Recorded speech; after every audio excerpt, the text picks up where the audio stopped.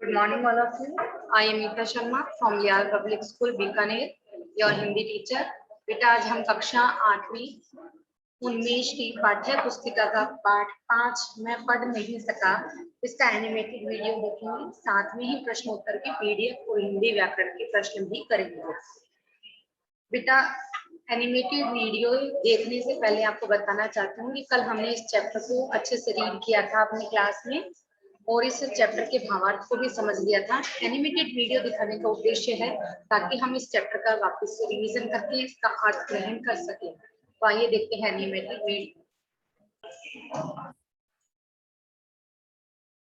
मैं पढ़ नहीं सका। संजय आयरन वर्क का बोर्ड जिस दुकान के ऊपर लगा है उसका मालिक कोई 30 वर्षीय युवक संजय है। इस दुकान में लोहे के दरवाजे, जालियां आदि तमाम लोहे का काम होता है। रोज की तरह उस दिन भी संजय ने दुकान खोली। उसके कारीगर आ गए थे। दिन का काम शुरू करने की तैयारी हो रही थी। तभी एक रिक्शा आकर रुका। रिक्शा से एक बूढ़े सज्जन उतरे और दुकान के मालिक को उनकी निगाहें खोजने लगीं।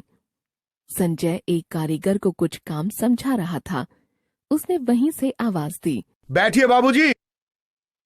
बूढ़े बाबूजी संजय की मेज कुर्सी के सामने रखी लोहे की 2 कुर्सियों में से एक पर बैठ गए। कुछ ही मिनटों में संजय आया और अपनी कुर्सी पर बैठ गया। बताइए बाबूजी, क्या काम है? संजय ने कहा और वह उन बूढ़े बाबूजी में अतीत का कोई बहुत जाना पहचाना चेहरा खोजने लगा। बेटा, खिड़की में लोहे की जाली लगवानी है। आजकल चोरी चकारी बहुत हो रही है। आप कहाँ रहते हैं? संजय ने पूछा। यही मार के पीछे वाली कॉलोनी में 53 नंबर मकान है। यहाँ किसके पास रहते हैं? मेरा बेटा है, कॉलेज में प्रोफेसर है। बड़े गर्व से उन्होंने कहा। मैं अध्यापक रहा हूँ। मेरे पढ़ाए बच्चे आज बड़े बड़े अफसर बने बैठे हैं। संजय ने देखा बूढ़े बाबूजी ने यह बात बड़े गर्व से कही थी। कोई और होता तो कहता कि बुढ़ापे में लोगों में ज्यादा बोलने और बिना पूछे ही अपने बारे में बताने की आदत है। लेकिन संजय ने ऐसा नहीं सोचा। वह उन्हें पहचान गया था, इसलिए उनकी बात पूरी होने पर उसने पूछा, आप मुझे पहचानते हैं? उत्तर में बूढ़े बाबू ने पूछा। आप मुझे पहचानते हैं? उत्तर में बूढ़े बाबूजी ने अपने चश्मे के मोटे कांचों के सहारे संजय को पहचानने की कोशिश की, पर निराश हो गए। नहीं बेटा, मैं तुम्हें नहीं पहचान पाया, लेकिन मैंने आपको पहचान लिया है। आप बलदेव मास्टर है ना? अब बूढ़े और पोपले मुंह की झुर्रियों में हल्की हंसी दिखाई दी। वह हाँ, मैं बलदेव मास्टर ही हूँ, लेकिन तुम? वह अपने चश्मे के सहारे संजय को फिर से पहचानने की कोशिश कर रहे थे। आपको शायद याद हो, 17-18 साल पहले महेंद्रगढ़ के सरकारी स्कूल में आपका एक छात्र 7वीं में पढ़ता था। उसको आप घोंचू कहा करते थे। 7वीं में पढ़ता था, उसको आप घोंचू कहा करते थे। कहते थे इसे कुछ नहीं आता, यह तो एकदम घोंचू है। एक तरह से उसका नाम ही घोंचू रख दिया था। हाँ, याद आया, एक छात्र था। वह छात्र मैं ही हूँ। संजय ने कहा। आप उसको किसी न किसी गलती पर सजा देते थे। अरे बेटा, हंसकर बलदेव मास्टर बोले, स्कूल में ये सब बातें होती ही हैं। नहीं, एक दिन ऐसा कुछ हुआ जिसने मेरी जिंदगी की राह बदल दी। आपको शायद याद नहीं, एक दिन ऐसा कुछ हुआ जिसने मेरी जिंदगी की राह बदल दी। आपको शायद याद हो, उस दिन होमवर्क ना करके आने के कारण आपने मुझे बहुत पीटा था और आपकी उसी मार ने मुझे भटकने के लिए मजबूर कर दिया। आश्चर्य से बलदेव मास्टर ने पूछा, लेकिन आपकी इस मार ने दरअसल मेरे मन में पढ़ाई के प्रति नफरत पैदा कर दी थी। मैंने घर आकर माँ से कहा था कि अब मैं स्कूल पढ़ने नहीं जाऊंगा, और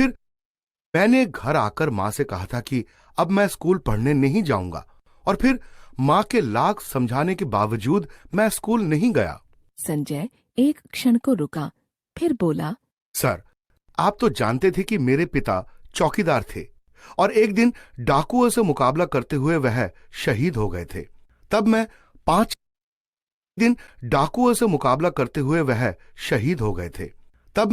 5-6 बरस का था।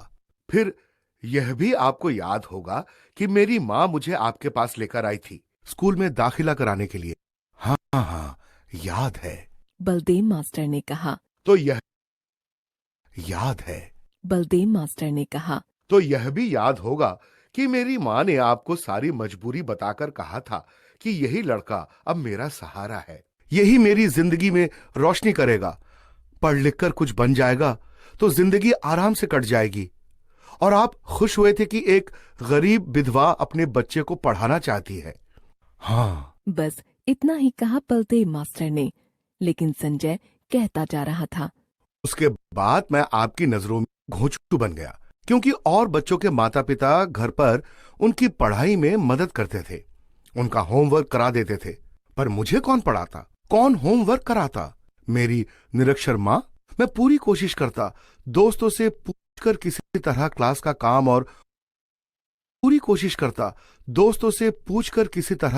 काम और होमवर्क कर लेता। फिर भी मुझे उसके लिए मिलती थी आपकी सजा। और उस दिन होमवर्क ना करने के कारण आपने मुझे इतना मारा था कि मैंने तभी निश्चय कर लिया था कि आज के बाद मैं स्कूल की तरफ कदम नहीं बढ़ाऊंगा। तो क्या फिर तुमने पढ़ाई की ही नहीं? नहीं, कई दिनों तक तो मैं पढ़ाई की ही नहीं। नहीं, कई दिनों तक तो मैं यूं ही भटकता रहा, घूमता रहा। 2 महीने बीत गए। फिर एक दिन मेरे मामा जी आए। उन्होंने हमारी हालत देखी। 2 महीने बीत गए।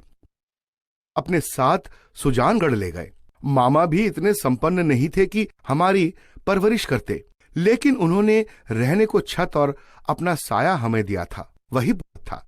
हालांकि मामा जी ने कहा था कि चलो तुम्हारा स्कूल में दाखिला करा देता हूं, जो कुछ मदद हो सकेगी जरूर करूंगा। लेकिन मेरे मन में स्कूल के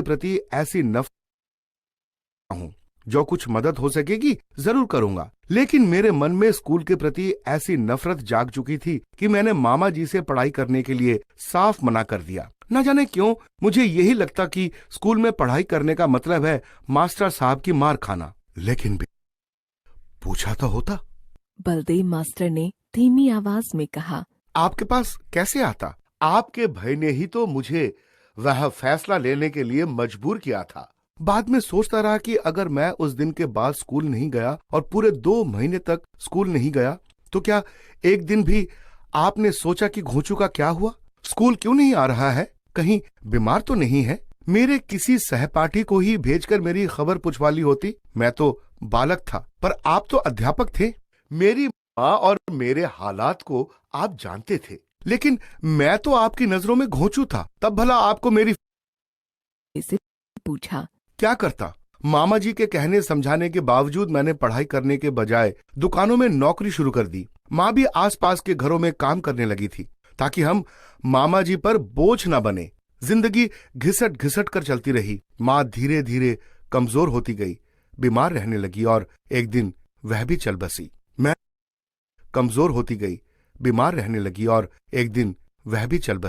मैं अब मामा की छाया में गुजर करने लगा था। एक साइकिल की दुकान पर काम मिल गया। कुछ बरस और गुजरे।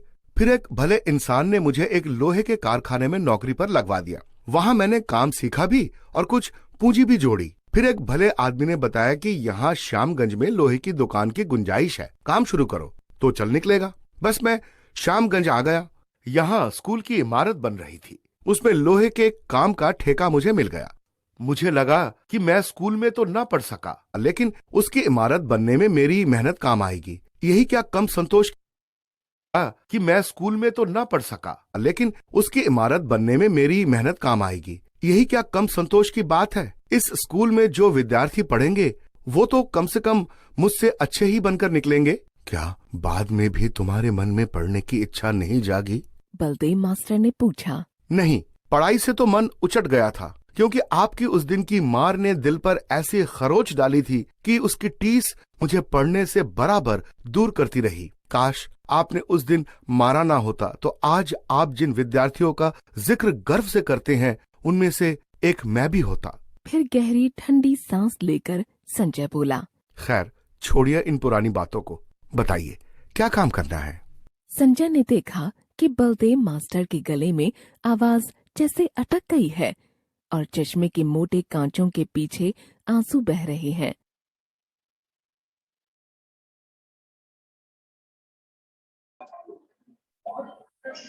यस, एनिमेटेड वीडियो देखने के पश्चात अब हम पढ़ते हैं पीडीएफ। इसमें हम शब्दार्थ, इसके प्रश्नोत्तर और हिंदी व्याकरण से संबंधित प्रश्नोत्तर को पढ़ेंगे। सबसे पहले देखिए शब्दार्थ। तमाम का मतलब सारा।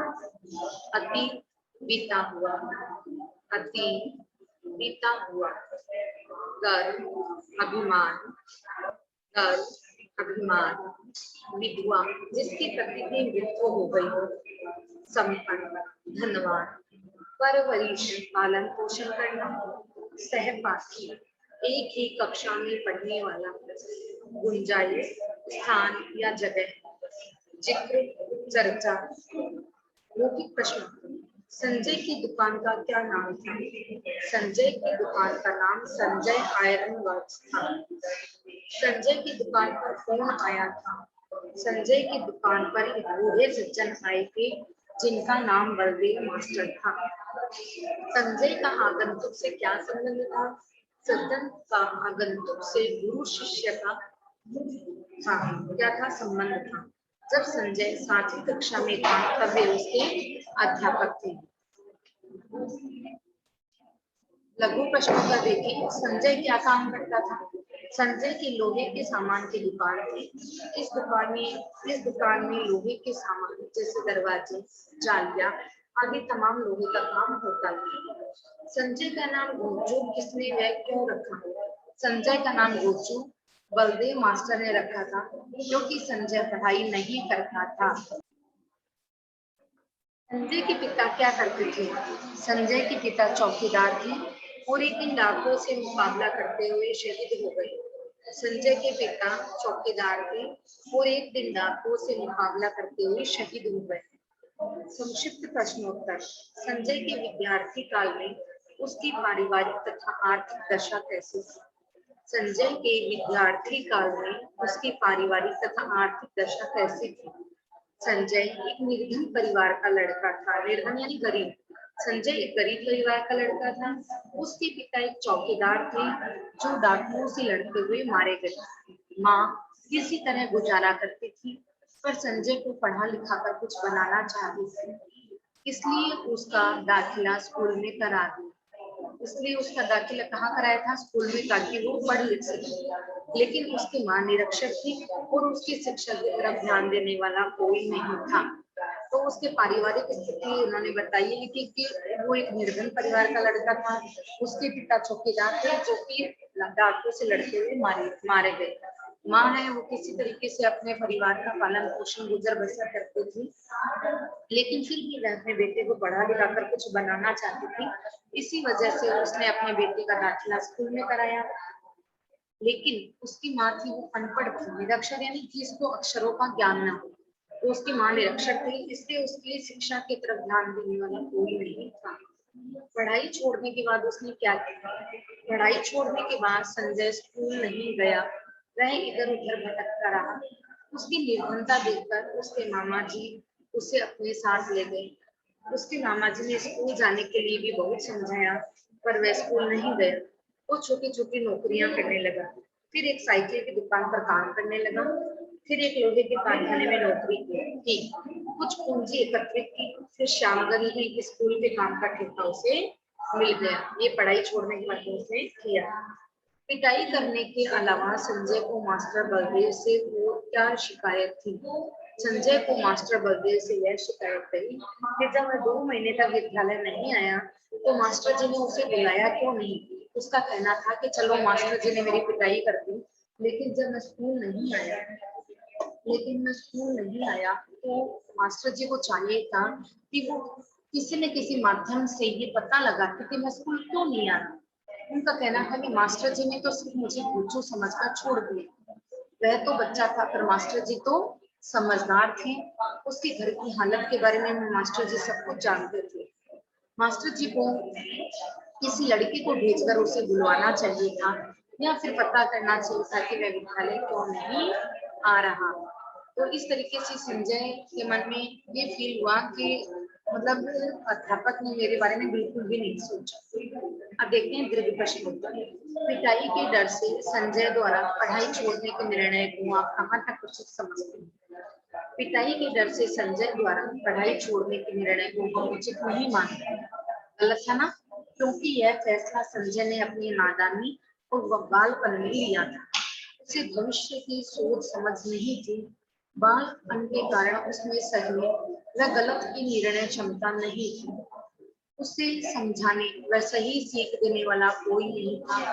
उसके द्वारा जल्दबाजी में लिया एक निर्णय उसके भविष्य के लिए गलत साबित हो गया। क्या गलत साबित हुआ उसका एक निर्णय कि उसने पढ़ाई छोड़ दी, और पढ़ाई छोड़ने के बाद में उसकी माँ का जो एक सपना था कि मेरा बेटा पढ़े लिखे, लेकिन एक छोटी सी गलती के कारण और एक बालपन में उसने निर्णय लिया था और वो निर्णय उसके भविष्य के लिए भी गलत साबित हो गया। नहीं तो वह भी पढ़ लिख कर एक अच्छा इंसान बन सकता था। आपके विचार से एक आदर्श अध्यापक को कैसा होना चाहिए? इसमें सब अपने विचार लिख सकते हैं। देखिए, एक आदर्श अध्यापक अपने विद्यार्थी का भविष्य निर्माता होता है। एक शिक्षक ही विद्यार्थी के चरित्र का निर्माण करता भी होता है। वह उसके जीवन में ज्ञान रूपी प्रकाश तो भरता ही है, साथ ही उसे नैतिक मूल्यों की शिक्षा भी देता है कि उसको कैसे उठना चाहिए, कैसे बैठना चाहिए, कैसे अपने माता पिता से व्यवहार करना चाहिए, कैसे गुरुजनों का व्यवहार के साथ व्यवहार करना चाहिए। तो ये सब शिक्षा कौन देता है? एक आदर्श अध्यापक देता है, ताकि वह अपने जीवन पथ पर आगे बढ़ते हुए एक अच्छा इंसान बन सके। अतः शिक्षक को चाहिए कि वह विद्यार्थियों से आत्मीयता रखे, आत्मीयता अपनापन रखे, उनकी समस्याओं को समझते हुए उन्हें दूर करने का यथासंभव प्रयास करे। शिक्षक का क्या होना चाहिए कि वह अपने कक्षा के बच्चों की हर एक समस्याओं को समझे और उस समस्याओं को दूर करने के लिए जहां तक संभव हो सके कोशिश करे।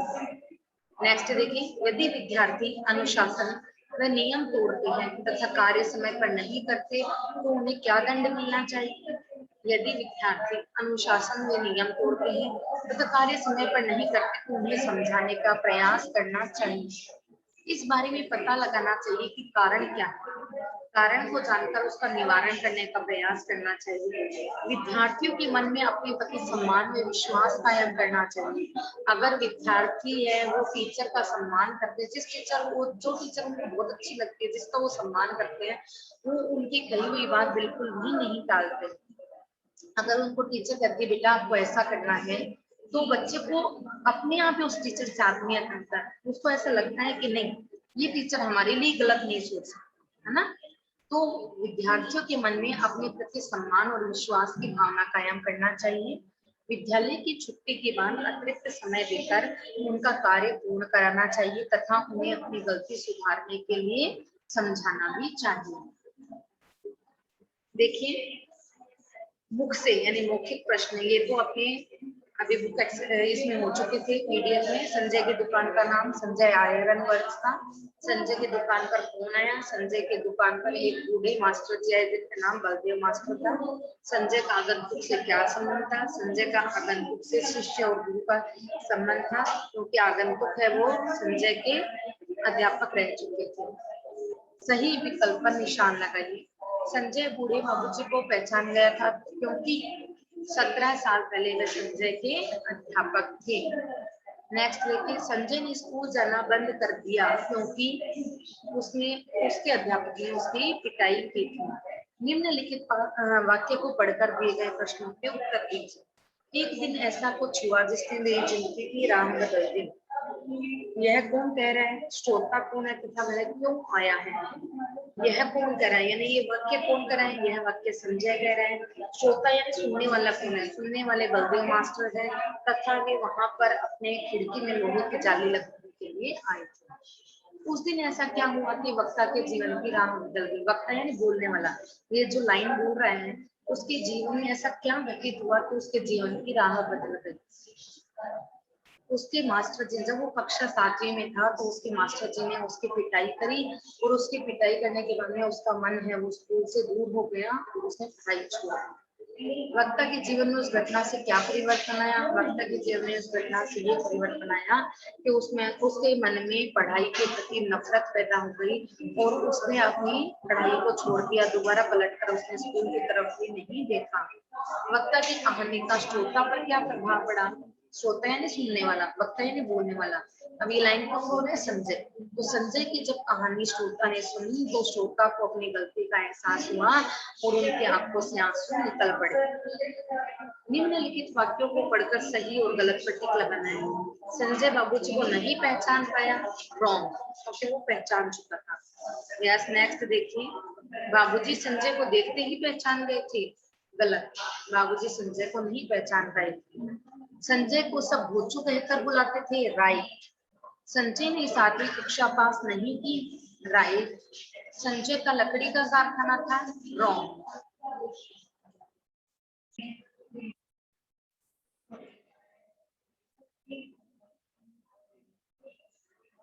संजय का लकड़ी का कारखाना था, रॉन्ग, उसका लोहे का कारखाना था। कुछ शब्दों और वाक्यों में और मेरे विचार से ये प्रश्न उत्तर हम अपनी पीडीएफ में कंप्लीट कर चुके हैं। अब देखते हैं भाषा और व्याकरण के प्रश्नों। देखिए, निम्नलिखित वाक्यों के वचन बदलकर लिखिए। अब देखिए, जहाँ पर एक वचन होगा वहां पर हमें बहुवचन बनाना है, वो जहाँ बहुवचन होगा वहां पर हमें एक वचन बनाना है। तभी एक रिक्शा आकर रुका, तभी अनेक रिक्शे आकर रुके। कभी अनेक भी नहीं लगाना, तो तभी रिक्शे आकर रुके। अनेक लगाने की आपको जरूरत नहीं अगर रिक्शे लिख रहे हो, और अगर लगा भी देते हो तो कोई दिक्कत नहीं है। कमरे में कुर्सी रखी थी, कमरों में कुर्सियां रखी थी। सरकारी स्कूल में कुछ छात्र 7वीं कक्षा में पढ़ते थे। सरकारी स्कूलों में कई छात्र 7वीं कक्षाओं में पढ़ते थे। माँ ने आपको सारी मजबूरी बता दी। माँ ने आपको सारी मजबूरियां बता दी। यहाँ स्कूल की इमारतें बन रही थी। यहाँ स्कूल की इमारत बन रही थी। इमारतें पहले से बहुवचन था, इसलिए हमने इसको एक वचन बना दिया। चलिए नेक्स्ट देखिए, दो शब्दों या वाक्यों को जोड़ने वाले शब्द क्या कहलाते हैं? योजक कहलाते हैं, जिनको हम क्या बोलते हैं? समुच्चय बोधक। ठीक है, तो और की, इससे हमें शब्द को जोड़ना है। किंतु, किंतु से जोड़ना है। मैं आने वाला था किंतु कोई काम याद आ गया। हालांकि, परीक्षा में मैं लिख नहीं पाया, हालांकि मुझे सब कुछ आता था। क्योंकि, मैं आज तुम्हारे घर नहीं आ सकता क्योंकि मैं बीमार हूँ। परंतु मैंने उसे बहुत समझाया, परंतु वह नहीं माना। तो ये योजक चिन्ह होते हैं, किंतु, परंतु, हालांकि, क्योंकि। निम्नलिखित शब्दों के विलोम शब्द लिखिए। बूढ़ा, जवान। बूढ़ा का क्या होगा? जवान। सजा, पुरस्कार। सजा देना, पुरस्कार देना। मालिक, नौकर। सज्जन, दुर्जन। रोशनी, अंधकार। विधवा, सधुआ। विधवा, सधुआ। रोशनी, अंधकार। सज्जन, दुर्जन।